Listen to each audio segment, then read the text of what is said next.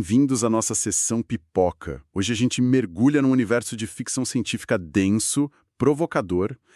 Vamos falar de Raised by Wolves, uma série que, nossa, deu o que falar. Criação do Aaron Guzikowski e com ninguém menos que o Ridley Scott na produção executiva e dirigindo os primeiros episódios, né? Teve 2 temporadas bem intensas lá na HBO Max.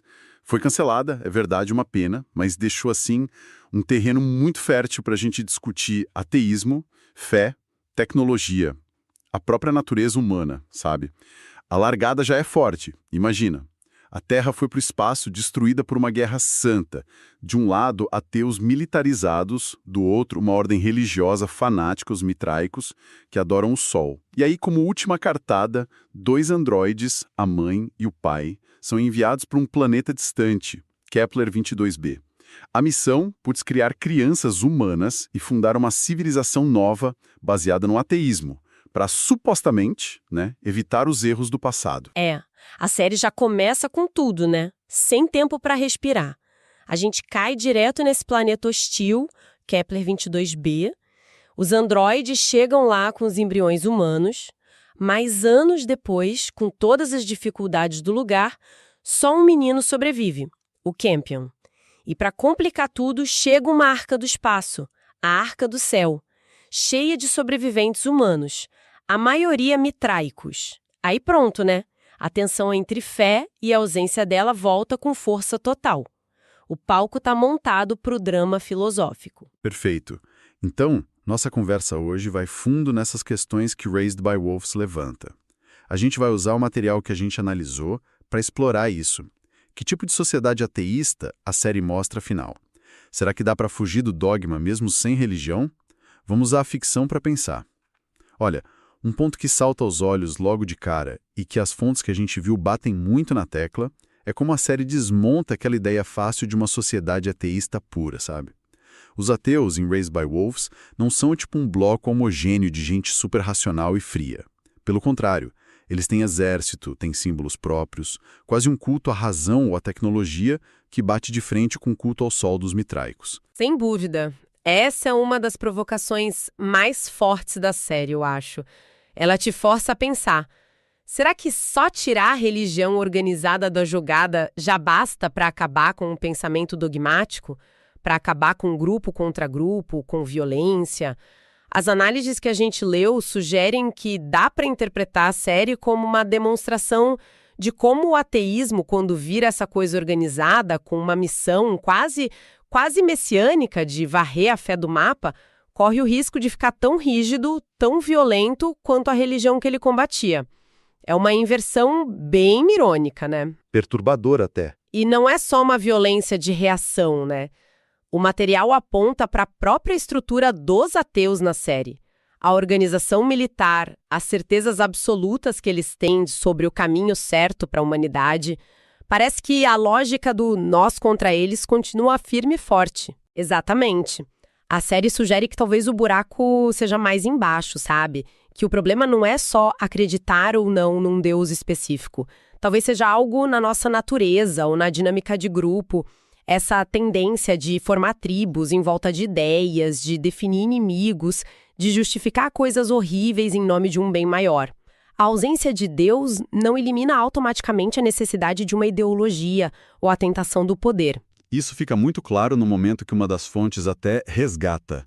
Quando a mãe, a androide, que é quase o símbolo dessa missão ateísta, encontra outros ateus lá em Kepler 22b. A reação dela é de uma certa decepção. Ela pergunta, cadê os intelectuais? É um momento muito revelador, né? Essa fala sugere que o movimento ateísta que a série mostra talvez não seja bem aquela imagem idealizada, às vezes meio elitista, de um grupo só focado na razão, na filosofia, na ciência pura. Levanta a possibilidade de que o ateísmo organizado ali, forjado na guerra, na sobrevivência, tenha desenvolvido outras prioridades. Talvez mais pragmáticas, né? Mais focadas na força, na disciplina, do que naquele livre pensamento que a gente poderia associar ao ateísmo idealmente. Questiona se qualquer movimento, quando vira uma força social, política, não acaba criando suas próprias regras rígidas, suas hierarquias. Essa complexidade toda leva a gente para outro tema que as fontes exploram bastante: a ideia de um vazio simbólico. E essa busca humana constante por significado, mesmo num lugar desolado e sem religião como o Kepler 22b. Sim, a série dá exemplos muito bons disso. Tem uma cena que várias análises comentam que é bem marcante. Um grupo de sobreviventes mitraicos, perdidos, buscando respostas naquele planeta hostil, encontram uma estrutura gigante, misteriosa, um cubo negro perfeito. Eles não entendem o que é, de onde veio, mas a reação instintiva de alguns é começar a venerar aquilo, a rezar para o cubo. É quase como se a necessidade de ter um foco para a esperança ou para o medo, sabe, diante do desconhecido, do poderoso, fosse mais forte que a lógica, ou que a falta de uma doutrina prévia sobre aquele objeto. O espaço vazio é preenchido, né? O fascinante aqui é como isso parece mostrar com força essa ideia de que, se as estruturas de sentido que a gente conhece, tipo as religiões, são tiradas ou enfraquecidas, a nossa cabeça, ou talvez a dinâmica social mesmo, tende a buscar ou criar substitutos. A série sugere que a gente pode acabar criando mitos novos, rituais novos, outras formas de pertencimento e crença, mesmo que a gente não chame de religião. Parece que esses sistemas de crença, sejam com Deus ou sem Deus, estão muito ligados à nossa necessidade de ordem, de comunidade, de achar padrões, propósito no universo, sabe? Especialmente quando tudo parece um caos. A ausência de um Deus conhecido não apaga a busca por um sistema que dê alguma segurança simbólica. E essa mistura de crença, poder e identidade fica ainda mais forte quando a gente olha para a trajetória de alguns personagens. Aí o negócio fica interessante mesmo. Especialmente com a figura do Marcos. Ou melhor, Caleb. A jornada dele é um caso de estudo, né? Ele começa na Terra como soldado ateu, lutando contra os mitraicos. Ele e a parceira, a Mary, que depois vira a Sue, faziam parte do movimento ateu. Para fugir da Terra condenada, eles fazem uma coisa radical. Matam um casal de mitraicos devotos e roubam a identidade, a aparência deles. Assim, eles conseguem embarcar na Arca, a nave dos fiéis, para Kepler 22b. Uma infiltração para sobreviver. É uma premissa clássica, né? O disfarce. Mas o que acontece em Kepler 22b é que fica filosoficamente rico. No começo, ele mantém a farsa por necessidade para sobreviver no meio dos mitraicos depois que ele se separa da Sue e das crianças. Mas aí, aos poucos, alguma coisa muda. O Caleb, vivendo como Marcos, começa a sentir o gosto do status, da reverência, da sensação de propósito e principalmente do poder que vem com a posição de líder na hierarquia religiosa dos mitraicos. E ele parece gostar, né? As fontes apontam isso. Ele não só representa o papel, mas começa a se sentir atraído de verdade pela adoração que recebe, pela autoridade que ele passa a ter, mesmo sendo, na origem, um ateu que desprezava aquela fé toda. Exatamente. E a trajetória dele levanta uma questão central que uma das fontes coloca de um jeito bem provocador. Será que a atração pelo poder, pela liderança carismática, pela idolatria, funciona independente da crença teológica real? A fonte até questiona de forma retórica, meio incômoda. Será que muitos líderes religiosos, no fundo, são funcionalmente ateus, mais preocupados em manter o poder, a estrutura, do que com a divindade em si? Isso toca num ponto delicado sobre sinceridade, motivações por trás da liderança religiosa e por tabela de qualquer liderança ideológica. É uma suspeita comum essa, né? Do líder cínico que manipula a fé dos outros para se dar bem.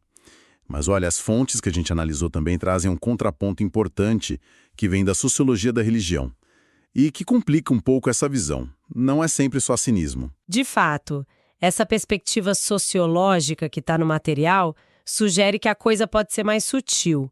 Líderes religiosos, para a instituição funcionar, para o grupo continuar unido, precisam inevitavelmente administrar a crença. Isso envolve tomar decisão prática, negociar com o mundo real, lidar com gente que pensa diferente dentro da comunidade, gerenciar dinheiro. Esse papel de gestor pode, às vezes, fazer eles parecerem menos fervorosos, mais pragmáticos, até distantes daquela experiência de fé mais direta, mais emocional que muitos seguidores têm. Isso conecta com uma observação que também aparece nas fontes, talvez mais informal, mas que faz sentido. A ideia de que, no dia a dia, muitas vezes são os fiéis da base, os mais devotos, que parecem mais insistentes, mais focados nos detalhes do dogma, às vezes até mais radicais. Enquanto os líderes que administram a estrutura toda podem parecer mais moderados, mais preocupados com a estabilidade geral. Perfeitamente. É a diferença entre a fé vivida no nível individual ou de pequenos grupos e a fé administrada pela instituição. O líder precisa ficar equilibrando o mito original com as necessidades de gestão da comunidade. Isso pode dar uma aparência de distanciamento, de pragmatismo, que não significa necessariamente que o cara não acredita em nada, mas sim que ele tem uma função diferente ali no sistema. O Marcos, na série, encarna essa ambiguidade de um jeito extremo.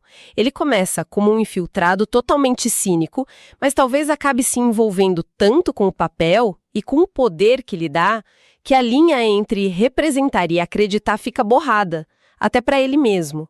É uma exploração fascinante dessa dinâmica. E essa questão do dogma, né, que parece inescapável, seja ele religioso ou não, é outro pilar da discussão que as fontes tiram de Raised by Wolves. Uma das análises cita o pensamento do Sam Harris sobre o perigo do dogma religioso que não aceita questionamento.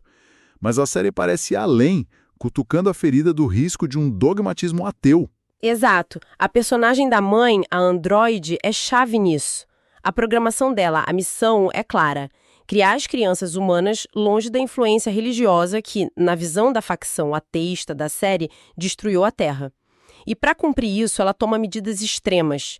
Ela proíbe ativamente as crianças de rezar, de cantar músicas com tom espiritual, até de mencionar conceitos religiosos. Ela tenta criar uma bolha de secularismo puro. A intenção é proteger, né? Baseada no trauma da guerra religiosa. Mas na prática vira uma forma de controle bem rígida. E isso não passa batido nas análises. Precisamente. A questão que surge e que as fontes exploram é: essa tentativa de impor um ambiente ateu à força, de erradicar qualquer manifestação de espiritualidade ou crença que lembre o passado religioso, não acaba virando, ironicamente, um novo tipo de dogma? Uma nova forma de repressão, de controle do pensamento, só que com outra bandeira ideológica? É como se a série perguntasse se dá para lutar contra o autoritarismo religioso sem cair num autoritarismo secular. Uma das fontes até liga isso à crítica do Harry sobre a moderação religiosa, dizendo que ela falha por não atacar a raiz do problema, que seria a fé sem evidência. Mas Raised by Wolves parece sugerir um perigo no outro extremo, uma reação tão fundamentalista contra a religião que acaba espelhando a intolerância, a rigidez que queria combater. Se a gente junta isso com o quadro geral que a série pinta, parece que ela usa esse cenário de ficção científica para levantar uma suspeita mais ampla sobre sistemas de crença em geral, sabe?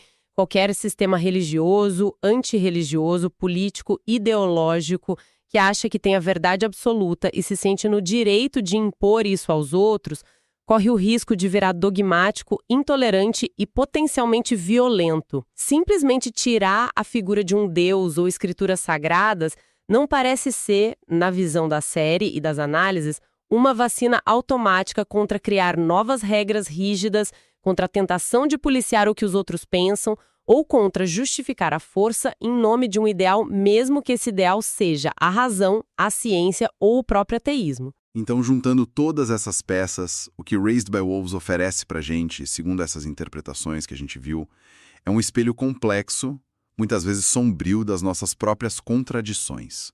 Vai muito além de androide, necromante e paisagem alienígena. Funciona como uma investigação profunda dessas tensões eternas entre fé e razão, indivíduo e comunidade, liberdade e controle. E a dificuldade gigantesca de construir uma sociedade que funcione, que seja justa e que consiga lidar com a diversidade da experiência e da crença humana. Recapitulando os pontos-chave que surgiram das fontes, a gente viu como a série desafia a ideia de uma sociedade ateísta automaticamente racional ou pacífica, mostrando como o tribalismo e o dogma podem voltar com outras roupagens. Observamos como a necessidade humana por significado e por símbolos persiste, buscando preencher o espaço deixado pelas religiões tradicionais. E dissecamos a relação complexa entre poder, liderança e a sinceridade da crença, com o exemplo ambíguo do Marcus Caleb e a diferença entre a fé administrada e a fé vivida. A série deixou muitas pontas soltas, né? Com cancelamento, muitos mistérios sobre Kepler 22b sem resposta. Mas talvez a questão mais duradoura, aquela que continua ecoando das análises que a gente explorou hoje, seja uma reflexão final.